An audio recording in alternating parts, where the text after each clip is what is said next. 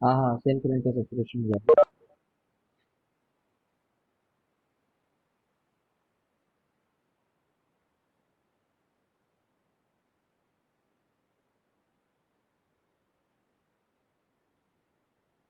Same current का हो जाएगा सैचुरेशन अगली बार भी।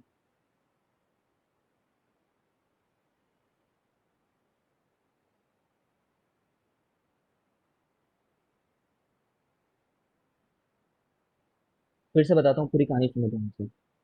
हम लोग क्या पढ़ रहे हैं? Hysteresis curve. हिस्टेरिसिस कर्व में क्या होता है?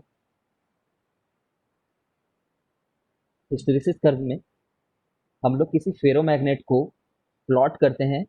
फेरोमैग्नेट के अंदर कितना बी आ रहा है, ये वाले बात है। कितना बी आ रहा है जब हमने एक्सटर्नल एक मैग्नेटाइजिंग इंटेंसिटी लगा रखी है, मैग्नेटाइज करने वाली इंटेंसिटी। तो जब तुमने कुछ नहीं डाला होता है, तब ये कंडीशन होता है। ये ये ओरिजिन है, ये जीरो कंडीशन है। ठीक है, कंप्लीट रैंडमनेस, दो, नो मैग्नेटिक फील्ड। फिर तुम जब उसको डालते जाते हो तो पहले उतना राइज नहीं होता, बहुत फास्ट राइज नहीं होगा। क्यों नहीं हो पा रहा है बहुत फास्ट राइज? समझ रहे हो ना, ये फास्ट राइज नहीं है, ये फास्ट राइज है। ठीक है, इसलिए क्योंकि फ्रिक्शन है। तो फ्रिक्शन को ओवरकम करने में थोड़ा टाइम लगा। फिर लोग मानने लगे कि चलो हम लोग ऐसे अलाइन होना शुरू होते हैं। बट मैक्सिमम अलाइन उतने ही होंगे जितने डोमेन है, सब हो गए अलाइन। उसके बाद तुमने सामने वाली डायरेक्शन में करंट भेजते रहे, बट उसको कम करते रहे, तो वो लोग फिर से रैंडम होने लगे। फोर्स कम होने लगा, रैंडम होने लगे। बट सब लोग वापस अपनी जगह पे नहीं गए। कुछ लोग सामने ही रह गए। समझ रहे हो, कुछ अमाउंट में रह गए। कुछ लोग रह गए, कुछ अमाउंट में रह गए। मतलब ऐसा नहीं कि यहाँ से ऐसे ही हो। ये लोग भी थोड़ा थोड़ा हुए, लेकिन इफेक्टिवली तो सामने दिख रहा है ना नेट रिजल्ट। तो ये कुछ मैग्नेटिज्म रह जाता है सामने के डायरेक्शन में, इफेक्टिव अलाइनमेंट रह गया है। ठीक है, अब उसके बाद में तुमने क्या किया कि सामने वाली करंट को जीरो करने के बाद में पीछे वाली डायरेक्शन से करंट भेजना शुरू किया, है ना। अब इधर भेजना शुरू किया हो, तो उधर भेज रहे हो तो जो सामने इफेक्टिव रह गया वो पहले तो जीरो होगा। जो सामने की तरफ इफेक्टिव था, उससे ऑपोजिट लग रहा है, कभी ना कभी जीरो होगा। फिर पीछे वाली डायरेक्शन में अलाइनमेंट चालू होगा और मैक्सिमम किसी लेवल तक रीच होगा। ठीक है, तो पोजीशन नंबर 3 इस वाले डायग्राम से पता चलती है। ठीक है, फिर भेजते तो उधर ही रहे यहाँ पे भी, बट उधर के डायरेक्शन को कम करते रहे, उधर की करंट को और जीरो रखे। तो फिर से वही होगा कि कंप्लीट इधर जो होगा वो कंप्लीट रैंडमनेस ना पा करके इफेक्टिवली यहाँ पे फोर्थ पोजीशन पे ऐसा टाइप का रहेगा कि इफेक्टिवली उधर है। कंप्लीट रैंडमनेस का लाइन नहीं, वो नहीं हुआ है, अचीव नहीं हुआ है। समझ रहे हो? फिर देखो, जब हम जीरो कम जीरो जीरो पे आ गए हैं फिर से करंट, तो एग्जैक्टली उसी पोजीशन पे नहीं रीच हुए हैं। अब यहाँ से बढ़ाओगे तो अब क्या कर रहे हो, अब इधर भेज रहे हो करंट को, यहाँ से लेकर के यहाँ तक में 5 तक में सामने भेज रहे हो, तो कभी ना कभी ये जीरो होगा। बी जीरो होगा, बी। यहाँ पे क्या चीज जीरो है? बी। एच तो है, एच तो है ना, कुछ एम्पियर है। ठीक है, तो जिस जगह से आया रहता है ना, जिस रास्ते से पहले बार गया रहता है उसी रास्ते से ही जाता है। अब इसके बाद बढ़ाऊंगा तो क्या होगा? अब ये अब कभी इस रास्ते को नहीं देखेगा ये, अब ऐसा ही होता रहेगा। वो फर्स्ट टाइम में बस होता है। Are you clear? ये ओ से लेकर के ए को दोबारा कभी ट्रैवर्स नहीं करेगा। ओ से ए एक ही बार गया है। ठीक है, जितना करंट को कम करने पे बी को ये रख लेता है, रिटेन कर लेता है, इसको इसकी रिटेंटिविटी बोलते हैं। रिटेंटिविटी क्या है कि अगर हम एच को जीरो कर भी दें, तब भी कितना मैग्नेटिक फील्ड वो रख लिया। ठीक है, अब इतना मैग्नेटिक फील्ड चिपक गया इसके साथ में, ये जा ही नहीं रहा है। भले ही करंट को जीरो कर दिया हमने, तो अपने साइड से एफर्ट लगाना बंद कर दिया, फिर भी चिपक गया है। ठीक है, उतना रिटेन कर लिया वो। तो तुम्हें कितना एक्स्ट्रा और करंट भेजना पड़ेगा, ये क्या डिस्टेंस है, ये एच है। कितना एच एक्स्ट्रा नेगेटिव डायरेक्शन में लगाना पड़ेगा, जिसके चलते जो जितना रिटेन हुआ है वो जीरो हो जाए। उसको उसकी कोएर्सिविटी बोलते हैं। ठीक है, कोएर्सिविटी मतलब कितना नेगेटिव एच लगाना पड़ेगा जिससे बी इनसाइड जीरो हो जाए, रिटेंटिविटी कंप्लीटली जीरो हो जाए। आप लोग समझ गए?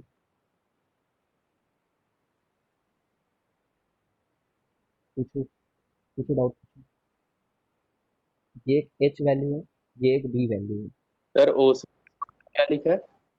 उसी एक एच वैल्यू है, क्या हुआ? कोएर्सिविटी, कोएर्सिविटी।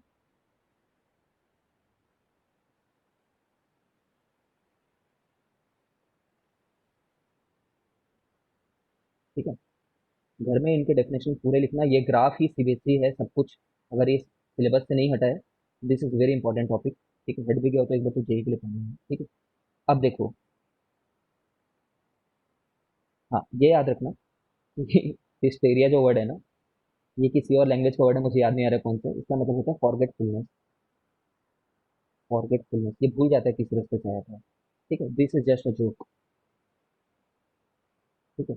हिस्टेरिया मतलब होता है, जो जो चीज़ को हमें सीबीएसई में लिखना है, hysteria means to lag behind, ये ट्रू है, ये किसी लैंग्वेज में फॉरगेटफुलनेस होता है इसका मतलब, बट ये बात लिखनी नहीं हमें, ठीक है, hysteria means to lag behind, ठीक है, टेक्निकल मतलब ये होता है कौन किसके पीछे जा रहा है, what is lagging behind what, B और एच में कोई ना दूसरे के लैग बिहाइंड कर रहा है, हम लोग बोलते हैं B is lagging behind H,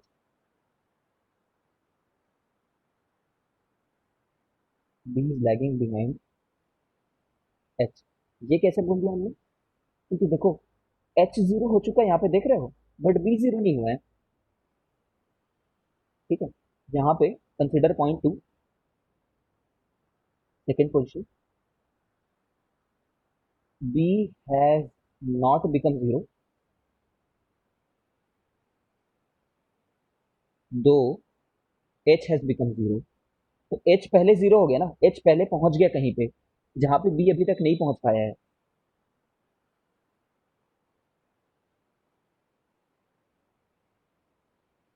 clear.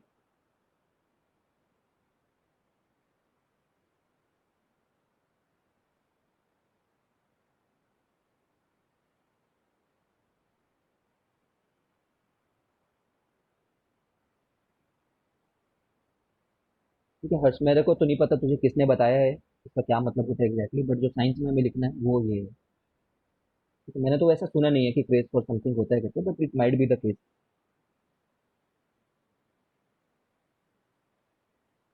This is what we have to write in examination, B lags behind H because B has not become zero, though H has become zero, ठीक है। अब इस ग्राफ के बहुत सारे properties होते हैं, उनमें क्विकली मैं बोलूंगा, प्रॉपर्टीज जो हैं इसको याद करने हैं,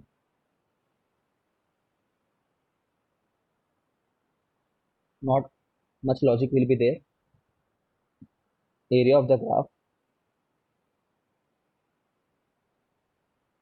गिव,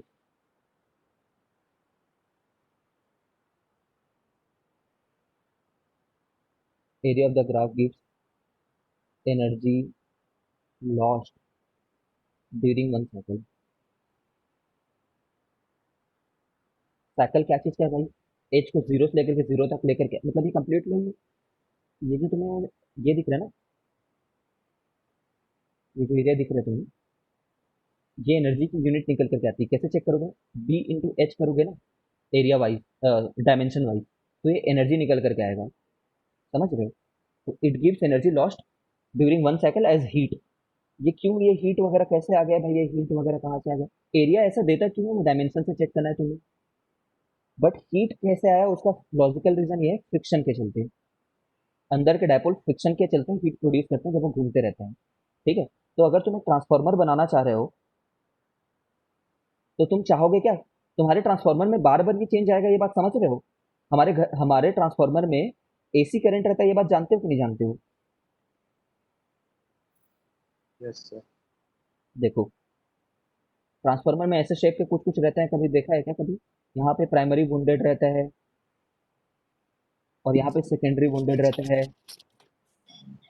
ठीक है, यहाँ पे प्राइमरी कॉइल रहती है, वहां पे सेकेंडरी कॉइल रहती है, ठीक है ना, तो ये जो एम शेप दिख रहा है ना, ये हमारा बेसिकली मेटल होता है, लोहा है, ठीक है, जैसे भी शेप हो सकता है एम होना जरूरी नहीं है, कोटेड मेटल रहता है सर, बहुत सारा पतला पतला। हाँ, तो अब क्या होगा कि ये वाले में तो इसी करंट फ्लो होगा, तो ये मटेरियल ना बार बार कभी इस मटेरियल में करंट इधर जा रहा होगा कभी इधर जा रहा होगा, एक सेकंड में कितनी बार डायरेक्शन बदल रहा होगा, डायरेक्शन चेंज कितनी होगा एक सेकंड में,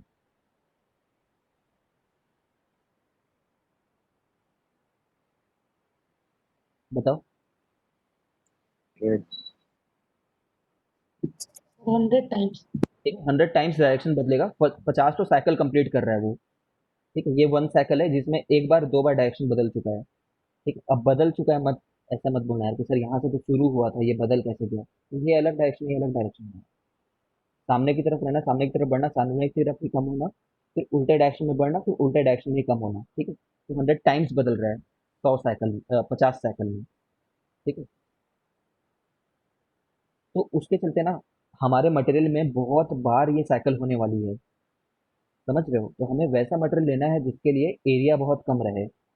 प्रैक्टिकल है एरिया कम होना, उस मटेरियल की प्रॉपर्टी है। ठीक है, तो बीएच कर्व बोलते हैं हिस्टेरिसिस कर्व को, इसका एरिया कम रहना चाहिए,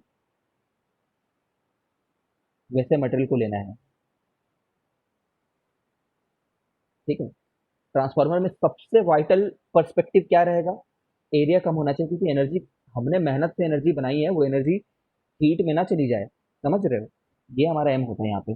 बट अगर इसी चीज को तुम एक बार मैग्नेट बनाना चाह रहे हो, परमानेंट मैग्नेट बनाना चाह रहे हो कहीं से,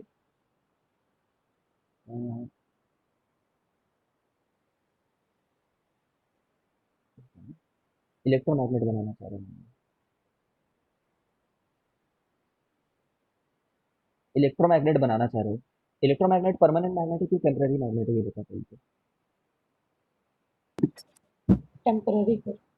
एक टेम्पररी मैग्नेट है, इलेक्ट्रोमैग्नेट है ना, जैसे कि मान लो किसी की गाड़ी गड्ढे में गिर गई है, तो एक जेपीजी आता है, जेपीजी नहीं आता, क्या बोलते हैं, जेसीबी आता है। ठीक है, वो जेसीबी में इस गाड़ी को लाने के लिए हम लोग यहाँ पे, समझ रहे हो ना, एक बहुत बड़ा आयरन लेकर के गए होते हैं, फिर कार उसमें चिपका देते हैं, यहाँ पे करंट पास करा करके, फिर कार जब निकल जाती है पॉन्ड पॉन्ड से, ठीक है, कार जब बाहर आ जाती है, तो हम लोग क्या करते हैं, फिर से उस करंट को बंद कर देते हैं, जिससे कि इससे छूट जाता है। ये कंसेप्ट तो पूरा पता होगा तुम लोग को।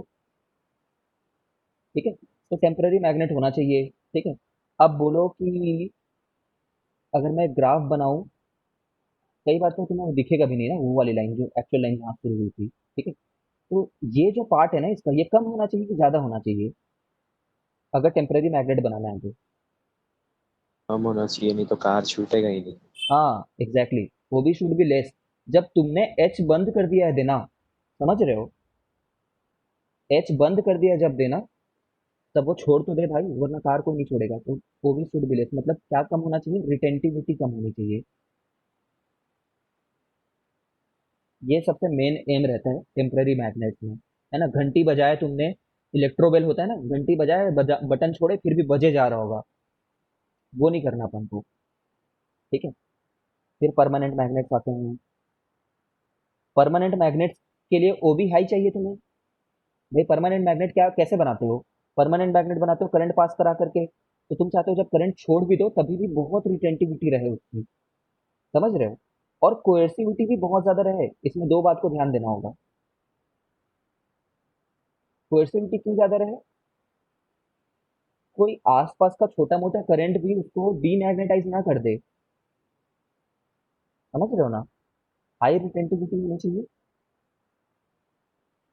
हाई कोएर्सिविटी होनी चाहिए।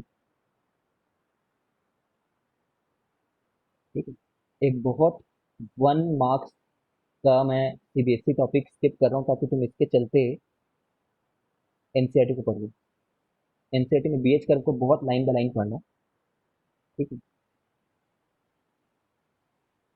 और तुम यहाँ से भी परमानेंट मैग्नेट, ये फालतू की बातें तुम पढ़ लेना है प्लीज, फालतू तो बिल्कुल भी नहीं है, but you do not expect तुम जेई का सिलेबस भी पूरा करें और हर चीज पढ़ करें। परमानेंट वर्सेस टेम्पररी क्या होता है, ठीक है, पूरा पढ़ोगे खुद समझ में आ जाएगा। परमानेंट टेम्पररी क्या होता है, hard magnet, sorry hard iron soft iron क्या होता है, ठीक है, पूरा समझ जाओगे करना। एक बार ऊपर ऊपर से बता देता हूँ, सुनो। परमानेंट मैग्नेट वो हैं जिनकी हाई रिटेंटिविटी, हाई कोएर्सिविटी होनी चाहिए उस मटेरियल की, उसी को परमानेंट मैग्नेट के लिए लेंगे। टेम्पररी वो हैं जिनमें है ना, मतलब वो भी कम हो, वो भी वाली वैल्यू। ठीक है, अब हम लोग फिर बोलेंगे परमानेंट मैग्नेट का यूज कहाँ कहाँ पे आता है। एक्सपेरिमेंटली हमें कोई बार मैग्नेट ही बनाना है जिसको लैब्स वगैरह में यूज करना है। ठीक है, टेम्परेरी कहाँ कहाँ पे काम आते हैं, तो जैसे अभी कार निकालने में काम आता है, और इलेक्ट्रिक बेल वगैरह में काम आता है, ठीक है। परमानेंट हार्ड मैग्नेट से बनते हैं। हार्ड मैग्नेट जो है उनके पास उनके डोमेन टफ होंगे, एक बार घुमा दिए तो परमानेंटली वहीं पे रह जाएंगे। सॉफ्ट आयरन वैसे हैं जो बार बार अपने ओरिएंटेशन को चेंज कर लेंगे, तो इनको टेम्पररी में यूज करते हैं, ठीक है। सॉफ्ट आयरन में कार्बन कंटेंट कम होता है, हार्ड आयरन में कार्बन कंटेंट ज़्यादा होता है, ठीक है। इतना ही है पढ़ने के लिए, बट खुद से पढ़ो।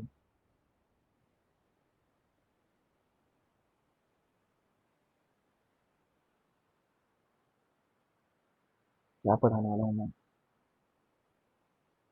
गॉस लॉ और मैग्नेटिज्म।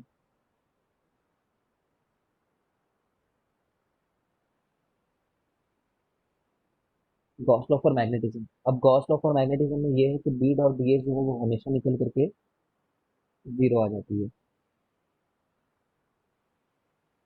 ठीक है। चाहे तुम कैसा भी इमेजिनरी सरफेस लो, कैसा भी इमेजिनरी सरफेस, जैसे कि यार ये एक इमेजिनरी सरफेस लिया हमने, है ना। अब गॉस लॉ है तो फिर सरफेस है ना, ये बात याद रखना,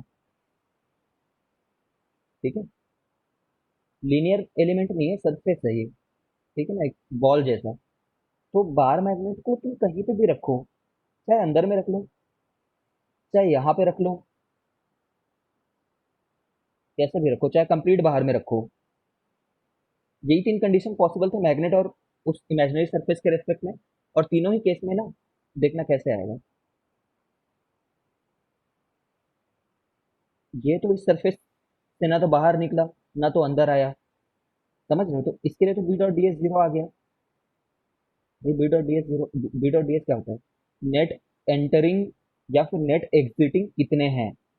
तो नेट या ना तो ये एग्जिट हुआ ना तो एंटर हुआ, ये तो अंदर में था। अब यहाँ से देखो कुछ लोग एग्जिट हो रहे हैं, तो यहाँ पे मैं इनको प्लस में काउंट कर दिया, बट उतने ही लोग एंटर भी हो रहे हैं, समझ रहे हो। तो मैंने फिर उनको माइनस में काउंट कर दिया, तो फिर से जीरो आ गया। कुछ लोग एंटर हो रहे हैं, ठीक है, बट एग्जिट भी हो रहे हैं, ठीक है क्या। तो हर केस में इतना ही आता है ये। डाउट है तो पूछो।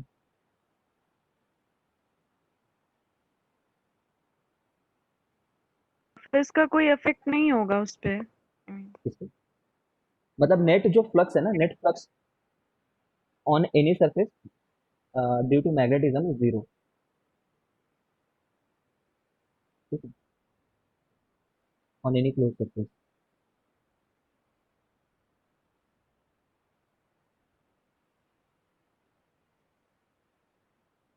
अब हमने यहाँ पे एक बार मैग्नेट के केस से लेकर के बताया है, पर तुम चाहे कुछ भी कर लो, ये निकल करके इतना ही आएगा, चाहे कोई भी केस ले लो, ठीक है। मतलब ऐसा नहीं कि बार मैग्नेट के लिए ये जीरो है, चाहे कैसे भी वो ले लो आप, source of magnetic field B dot D S में से जीरो निकल के आता है।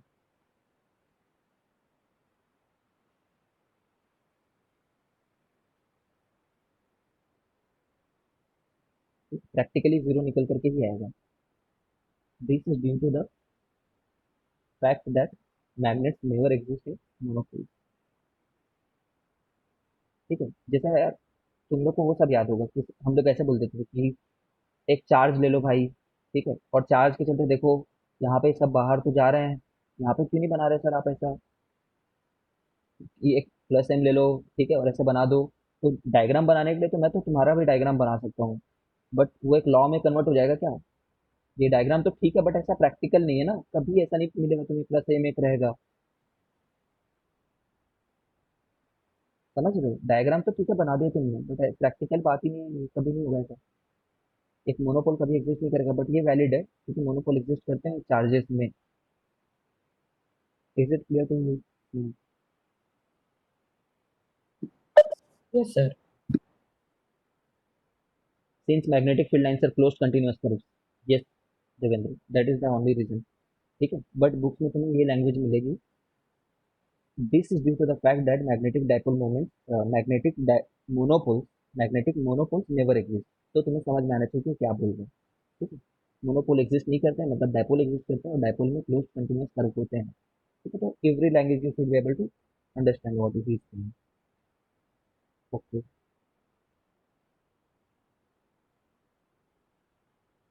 मेरे को डिफरेंसेस लिख करके भेजना, और जो नहीं भेजेगा सिंसियरली सीरियसली बोल रहा हूँ कल की क्लास नहीं करेगा वो। आजकल ये धमकी देनी पड़ती है तुम्हें कोई भी काम करवाने के लिए, ठीक है। अब आते हैं अर्थ मैग्नेटिज्म पे। यार ये अर्थ मैग्नेटिज्म को इतना फास्ट पढ़ाऊंगा कि तुम बोलोगे कि क्या हो गया ये करके, ठीक है। देखो, धरती, ये धरती हमारी, सर अंदर में एक पोल और बाहर में दो लगा दो, हर्ष तू दुनिया की कुछ भी कर ले, प्रैक्टिकली वो जीरो ही निकल करके आएगा। जैसा तू बोल रहा है जिससे वो जीरो ना बन रहा है, हो सकता है सिनेरियो प्रैक्टिकल ना हो, ठीक है।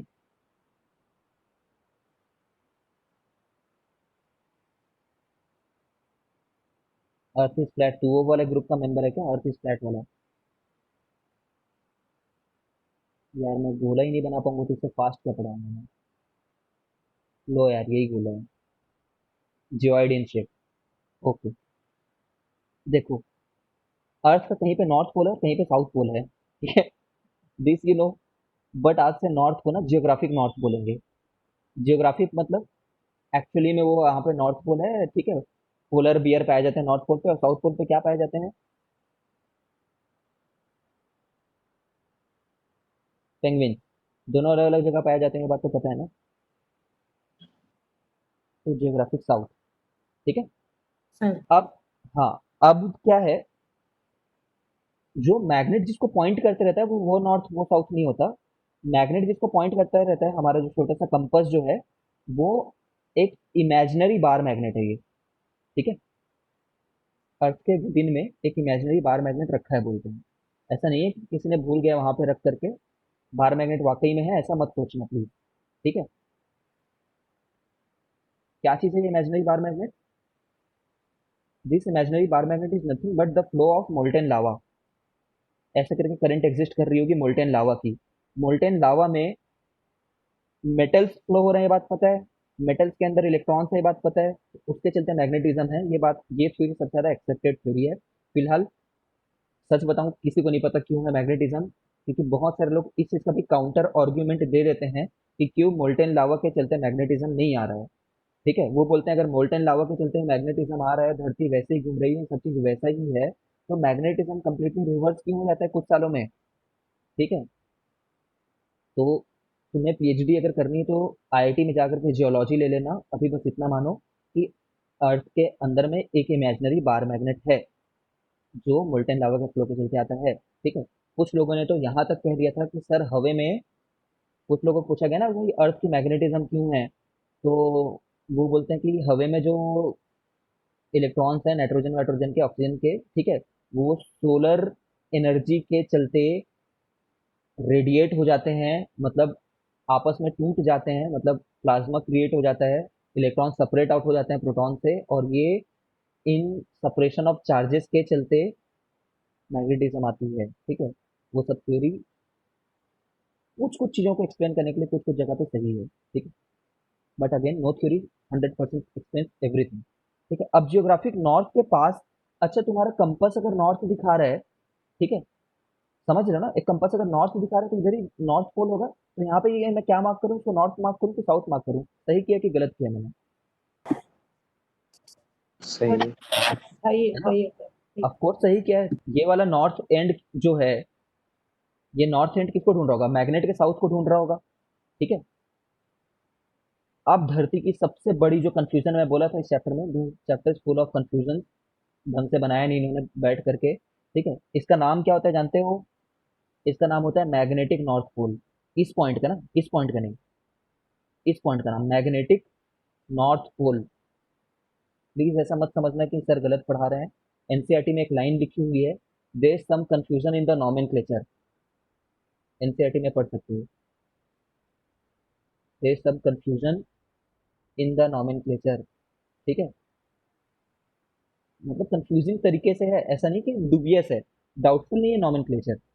नॉमेनक्लेचर परफेक्ट है, जो लिखा गया है वो लिखा गया है, ठीक है। बदल बदल रहे हैं, अलग अलग लोग अलग अलग बोल रहे हैं, ऐसा नहीं है, but there is some confusion, बनाने वाले ने थोड़ा गलत बना दिया नॉमेनक्लेचर, ठीक है। मैग्नेटिक नॉर्थ पोल जो है जियोग्राफिक नॉर्थ पोल के पास में रहता है, ये बात याद रखना, ठीक है। जो फिर ये क्या चीज है, इसको हम लोग बोलते हैं south pole of earth magnet. अगर तुम्हें साउथ पोल नाम लेना ही है ना, तो मैग्नेटिक साउथ पोल मत बोलना, south pole of earth magnet नाम लेना। ठीक है, ये वो जगह है ये। Is it clear to you? Sir इस जगह को मैग्नेटिक नॉर्थ पोल क्यों नाम लिए जबकि ये साउथ पे है? ठीक है, तुम थोड़ा लेट पैदा हो गए हो। तुम पहले पैदा हुए होते तो हो सकता है तुमने करेक्ट नाम रख दिया होता, और तुमने करेक्ट नाम रखा होता तो ये चीज़ बोलने की जरूरत नहीं पड़ती। भाई धरती के अंदर को हमेशा से जान रहे हैं क्या अपन? We do not know what is inside the earth from always. ठीक है, we do not always know कि क्या हो रहा है करके। तो हो सकता है उस समय पे जो लोग अंदर को नहीं देख पाते रहेंगे, इतना विजुलाइज नहीं कर पाते रहेंगे, उन्होंने ऐसा नाम रख दिया होगा। ठीक है, but this is the nomenclature. ठीक है, अब देखो, अर्थ के नॉर्थ से निकलती है लाइन और साउथ में रीच करती है, दिस यू नो। किसी भी बार मैग्नेट के लिए ऐसे फील्ड लाइन रहेगी। ठीक है, और ऐसे भी फील्ड लाइन रहेगी। नहीं हो पाएगा टॉपिक कंप्लीट नहीं जाएंगे। कोई बात नहीं, नेक्स्ट क्वेश्चन। ठीक है, इधर भी रहेगी उधर से भी रहेगी। ठीक है? अब खैर,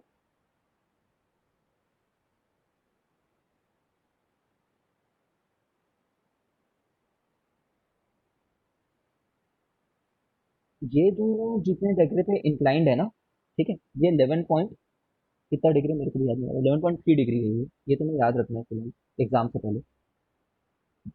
ठीक है, 11.3 डिग्री। चलो यार नेक्स्ट क्लास में करेंगे, because there is too much in this topic, बहुत सारा है। ठीक है, रश हो जाएगा, अभी जाओ मत छोड़ करके, कुछ टास्क देते हैं तुम्हें। तुम्हें वो मिल गया है ना तुम्हारा सिलेबस, पढ़ना शुरू कर दिए हो? ना शुरू तो यस कर सर। दिए सर, अब खत्म होगा कि नहीं होगा पता नहीं। तुम में से कोई ऐसा तो नहीं करता ना कि भाई पढ़ लिया क्वेश्चन कभी और बनाएंगे जीवन में? नहीं नहीं। तो उसी नहीं समय में सर। तुम्हें क्वेश्चंस बनाने हैं। ठीक है, और ऐसा नहीं कि चैप्टर के एंड में क्वेश्चन बनाने हैं, तुम्हें टॉपिक के एंड में क्वेश्चन बनाने हैं। समझ रहे हो? और तुम्हें नए नए सोर्सेस से क्वेश्चन नहीं बनाना है शुरुआत में। ठीक है, माइंड इट वेरी केयरफुली। जैसे जिस जगह से तुमने पहली बार क्वेश्चन बनाया हो ना, उसी जगह से ही प्लीज रिवाइज करते समय क्वेश्चन बनाओ, और वो जब हो जाए then go for new question. ठीक है, जो इस प्रोटोकॉल को फॉलो नहीं करेगा उसको थोड़ा सा सर कम बेनिफिट मिलेगा। हाँ, समझते हैं। बोलो। सर क्लास 12th की फिजिकल केमिस्ट्री कहाँ से प्रैक्टिस करें, समझ नहीं आ रहा है, कॉन्फिडेंस ही नहीं आ रहा है उसको बनाने में। फिजिकल केमिस्ट्री क्लास 12 की? यार मुझे तो मतलब रिजल्ट की जो शीट थी ना, उससे कम्प्लीटली हमारे समय में मुझे समझ में आ गया था, क्वेश्चन भी बन गए थे, हर चीज़ हो गया था। बाकी रहते तो एनसीईआरटी वाले ही हैं। रेजोनेंस बोल रहे सर। हाँ, मैंने ग्रुप में तुम्हें फोटो शेयर किया था ना, टेलीग्राम चैनल की। हाँ सर, रेजोनेंस का तो बना रहा था मैंने, उसमें भी नहीं है। तो उससे बना लो, कंप्लीट है वो। या फिर जो सर ने दिया होगा, सर ने भी बेसिकली रेजो से ही कुछ क्वेश्चन उठा करके दिए होंगे, जहाँ तक मैं समझ पा रहा हूँ। ठीक है, और मेरे हिसाब से रेजो की शीट सफिशिएंट थी, इनफ थी। और नहीं बन रहा है शीट का, भाई इलेक्ट्रोकेमिस्ट्री से सरल चैप्टर नहीं है, प्लीज एक बार आराम से उसको पढ़ो, क्योंकि यूनिटरी मेथड है यार वो चैप्टर। एक इलेक्ट्रॉन जाएगा तो एक पॉजिटिव चार्ज को न्यूट्रलाइज करेगा। ठीक है, तो एक मोल इलेक्ट्रॉन जाएंगे तो एक मोल पॉजिटिव चार्ज को न्यूट्रलाइज करेंगे। अब अगर एक मोल एल्यूमिनियम है, एक मोल एल्यूमिनियम है, ठीक है ना, तो इसमें 3 मोल इलेक्ट्रॉन चाहिए होंगे। ठीक है, बस यही कंसेप्ट पे मैंने पूरा चैप्टर डिपेंडेंट है। एक बार डीप रीड करो, ठीक है, पूरा प्रॉपर फील लेकर के, that chapter is very very easy, very easy, नहीं छूटता है वो, स्ट्रॉन्ग चैप्टर्स में से आता है।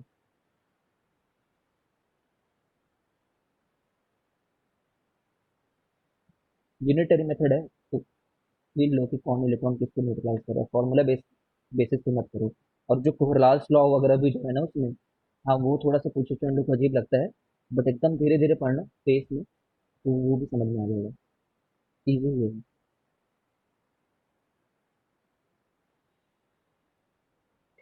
ठीक है सर। और रही बात सीबीएसई की, तो मैं तो ऐसा करता था अपने समय पे, टू बी वेरी ऑनेस्ट, कि सीबीएसई के सारे क्वेश्चन, एक तो लैंग्वेज उनका बहुत अजीब होता है ना चैप्टर्स का, तो मैं कुछ भी एक सोल्यूशन बुक रख लेता था, जिसमें एनसीईआरटी का सोल्यूशन पढ़ लेता था एक बार, ठीक है, खुद से बनाता था, नहीं बनता था तो रीड कर लेता था, है ना। तो भी वेरी फ्रैंक, मैंने एग्जाम आइडिया फॉलो किया था। उस समय एक बुक आई थी, अभी भी कुछ जगह बिकती है ये। हाँ तो सर, एक मुझे, नंबर बुक है। हाँ, सबसे सरल लगती है, सबसे अच्छी लगती है मेरे को ये। Exam idea. डबल एम है ना, वहीं पे जीत गया था इसमें मेरे दिल कि सिंगल एम होता है, आई डोंट नो। देख लेना। और ये सीबीएसई के लिए मैंने फॉलो किया, और रिवीजन मैंने जेई के लिए फॉलो किया था। ऐसे ही एसएल अरोरा मैंने, प्लीज़ यार एसएल अरोरा अगर नहीं खरीदे और कोई और बुक का प्रेफरेंस नहीं है तो ये खरीद लेना, ठीक है। और जेई के सर लिए मिल भी गया उसका पीडीएफ कल।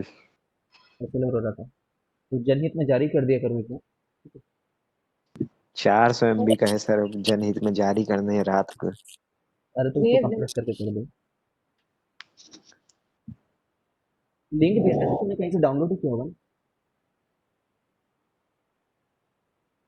सर ये कर सकते हैं। ठीक है, चलो फिर ना, चलो वो उन सबको बनाओ क्वेश्चन, एग्जाम की तैयारी करो।